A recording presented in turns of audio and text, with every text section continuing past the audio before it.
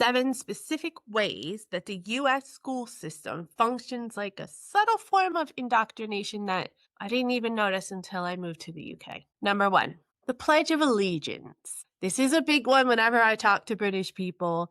And now looking back on it, this is probably the most obvious one as well. But when you're in it, it feels completely normal. I had no problem getting up every morning and pledging my allegiance to a government, a country, and a flag that I thought was the greatest country in the world. Every single morning, hand over heart, make sure it's your right hand, that actually matters, droning on about liberty and justice for all before I've even learned my times tables. It actually reminds me of a comment from @DonsLand1610, who said the amount of brainwashing that goes on in American education system beggars belief. And honestly, when you step outside of the United States bubble, you do actually start to see exactly what they mean. Basically, I figured out that I was just pledging undying loyalty to a government before I'm even old enough to understand what government actually is and what the loyalty I was pledging really means. So in the UK, or probably anywhere else in Europe for that matter, if you suggested that kids would chant a loyalty oath to the state every morning, people would probably look at you like you're trying to start a cult. And rightfully so. At L4NC3_L0T said, as a German, the school Pledge of Allegiance is horrifying given our history. That hits hard. I don't know if it hits you hard, but it hits me very hard. Because context is everything, especially when you go back to the stat that the American Congress officially recognized the pledge in 1942. In America, we frame it as patriotism, but to the rest of the world, and especially places who have seen this blind nationalism and where it leads, it looks terrifying. And now looking at it from the other side, I have to admit, I agree with the terrifying point of view. It's the repetition that gets you. It's definitely indoctrination, in my opinion. It's not about understanding the words, because you can't possibly understand the gravity of the words at such a young age. Now, we recite this in elementary school, where we start at like 5 years old and we go into the middle school era at like 11 or 12. Definitely don't have the cognitive reasoning and critical thinking in order to understand what you're actually saying.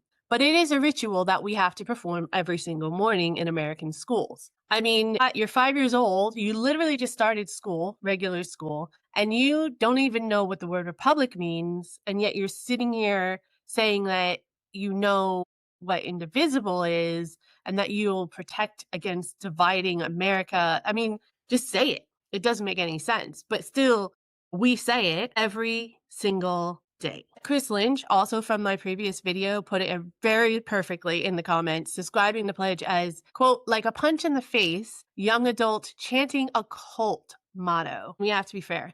That is exactly what it looks like from the outside. I'm even horrified as a parent that my child had to participate in that indoctrination, and I was okay with it for a little while.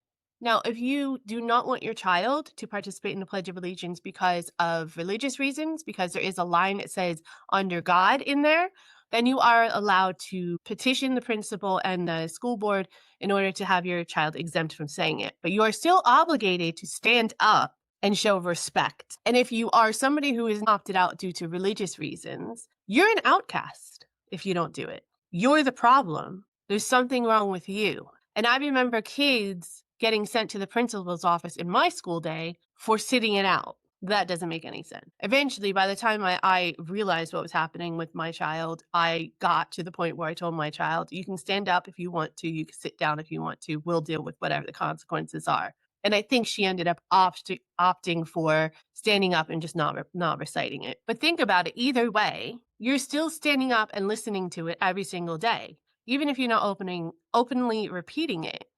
We're taught that we are the land of the free, yet from the beginning of our schooling, we have this mandatory performance of patriotism at 8 o'clock in the morning. It conditions you, whether you're reciting the words or not, to conflate the country with the government, with the flag, and that patriotism is actually obedience.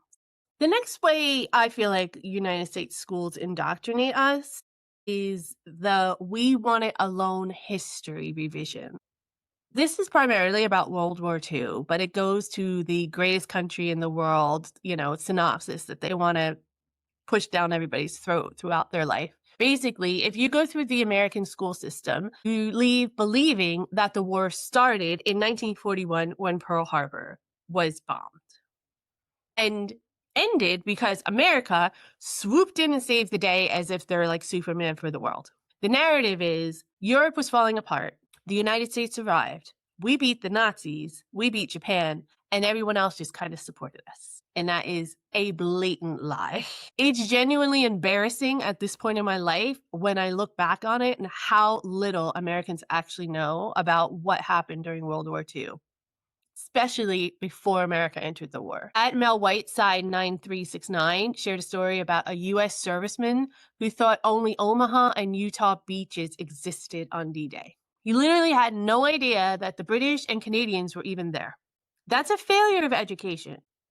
Blatant failure of education, gusting failure of education. Then you're someone like me who moves abroad and actually wants to learn and actually wants to expand and grow. And I find, oh, the Soviet front had a huge part to play in the Allied victory in Europe. You learn that the Soviet Union lost over 20 million people fighting the Nazis. And you realize war had been raging for years before the US got involved, and that the British people, the Isles, pulled off the Nazis single-handedly for a very long time before America came anywhere near it. Helena Greenwood 2305 called the World War II narrative embarrassing, and I completely agree. They pointed out that we conveniently forget about things like U.S. weapon supplies to the wrong side early on. But in U.S. history books, it's the back-to-back World War champs mentality. We literally saved the world. That's what we're told. That's why we think we're the greatest country in the world. That's why we think we're unbeatable. It's so sad. We're taught that we are the saviors of the modern world, and it completely erases the massive sacrifices of other nations and positions America as the main character of the planet, which I guess if you want to take over the world is the way you're supposed to go, but certainly doesn't necessarily vibe with the whole beacon on a hill and let's spread democracy thought process, does it? It's terrible, but what can I say? American exceptionalism at its best. There's also a huge fear of other systems. The weaponization of words like socialism and communism in American education cannot be ignored from this list at all. We aren't just taught that capitalism is good and most other things are bad. I think I was taught all other things are bad. We're also taught that any alternative is evil.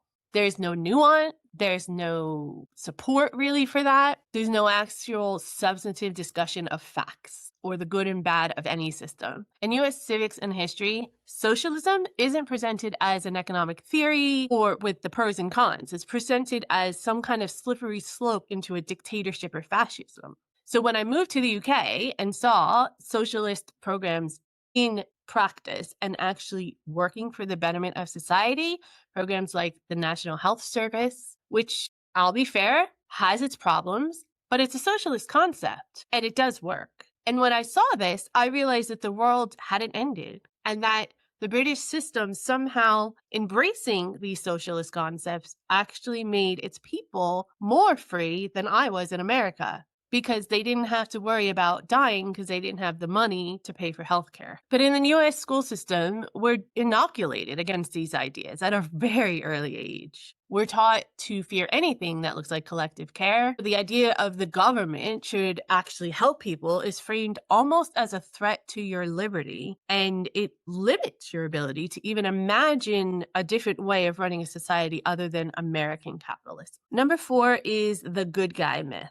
This is the idea that America is always and historically on the right side of morality. We learn about manifest destiny like it was a heroic trip and not a brutal campaign of displacement and genocide. We learn about the founding fathers being near mythological creatures and not complicated men who actually owned other human beings.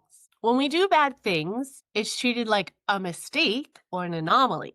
not a systemic issue. And it's very much whitewashed to look as though it wasn't that big a deal. As Americans, we rarely learn about the coups we sponsored in Latin America or the Middle East, any of the weapons that we might have sold to the other side, as we mentioned earlier, like World War II with the Nazis. And we're always told that when we intervene, it's to spread democracy. As an adult now living outside of the United States, I start to see that for a lot of the world, America isn't the hero of the story. And that is a really hard pill to swallow when you've spent years, 12 years of your education, coloring in maps where the US is the shiny gold center of the universe. Everybody wants to be like us, and everyone wants to come to the greatest country in the world. Tough thing to reconcile with, I'll tell you that.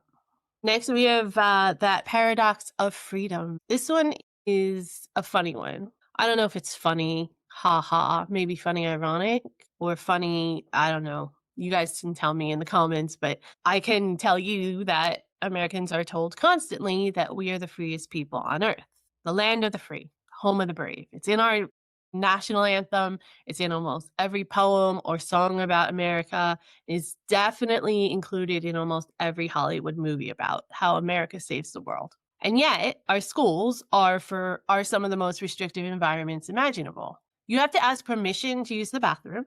You have hall passes, and you can be denied the hall pass. In some places, you even have metal detectors for walking through the door and police officers roaming the hallways. Yeah, my child went to a school where there was an armed police officer, a loaded gun and a taser on them at all times, roaming the halls for safety. I mean, come on, right? Like, how can you even fathom that in any other situation in any other country, really? I talk to people here in Europe, and I talk to my child who's now in the UK school system. And while there are rules to follow, there are sometimes restrictions on hall passes and going to the bathroom, it's still somewhat of an open campus. I mean, my child walks from building to building inside on a big campus. Yes, the campus is safe because it's fenced in and you can only get in certain ways and you have to have a card to open any of the gates, etc. But it's a big open campus for them to roam free from place to place, not a huge building where they have to stay contained forever until the end of the school day. I've been told by some British people and those who live in Europe that their children are even free to walk into town for lunch in some cases. My child takes a public local bus to school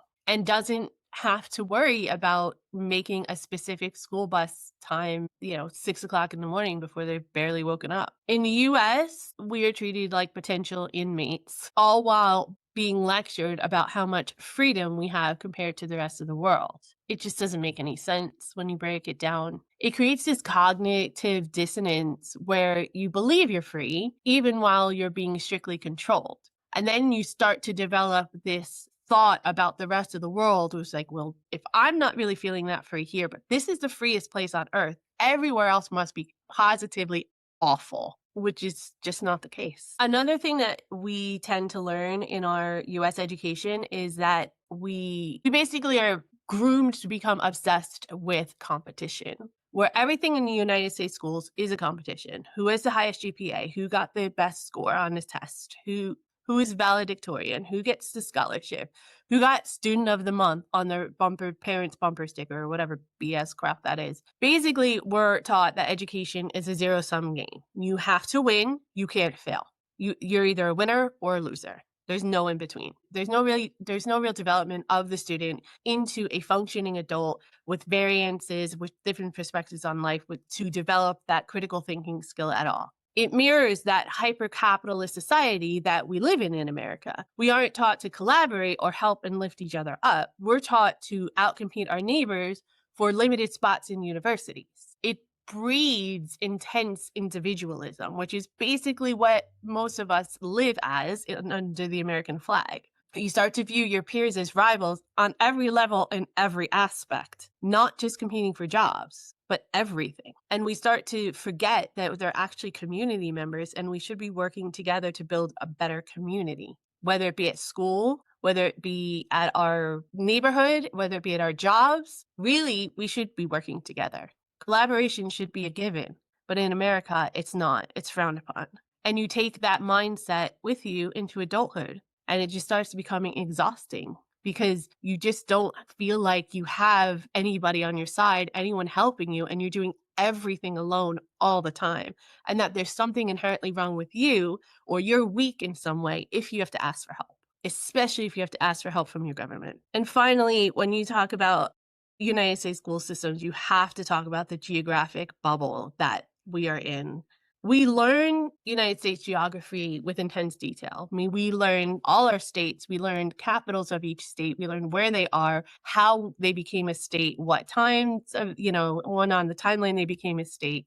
But the rest of the world, just background, just something to make the rest of the map look pretty, as the United States is sitting there right in the middle, I guess. We barely touch on modern world history or current global events unless they directly involve the US or you have a specific class dedicated to that. Usually that's at a college level, if offered at all. The amount of Americans, including myself, who don't know where most countries are is baffling. I still am embarrassed whenever geography comes up because there's a 99% chance I don't even know what country you're talking about. It keeps you in a bubble. It keeps you thinking that the United States is the center. It keeps you thinking that outside of the United States of America, there's really nothing worthwhile. You don't know what you don't know. And if you don't know, then you won't aspire to know or do better or to have a better system or to copy best practices. You assume the American way is the only way because you're literally not exposed to any other way. Now, I want to say I consider myself a fairly intelligent person, and I don't think any of this necessarily makes education that I had in the United States bad, because I would not be as intelligent as I am now without some of that foundation. When you take the indoctrination parts out of it anyway. But it does explain why Americans seem like they're living in a bubble and why they have no real concept of the world outside of the United States of America. And when you leave that bubble, or the bubble starts to burst, as I feel is part of the reason that America is in the state that it is right now in 2026, you're exposed to a world that you've never really noticed or knew existed before. And seeing the world outside of the United States of America feels very disorienting. And I can completely understand that even now in my midlife. And I can't stress enough that while we all need to take control and autonomy over our personal decisions, because as an adult, it is your responsibility to continue to learn and grow. But when you hear some of these things that we are taught for 12 years of our life, in the most formidable, the most vulnerable moments of our lives, I think you can understand why there's just not as many functioning adults in the United States as you would think.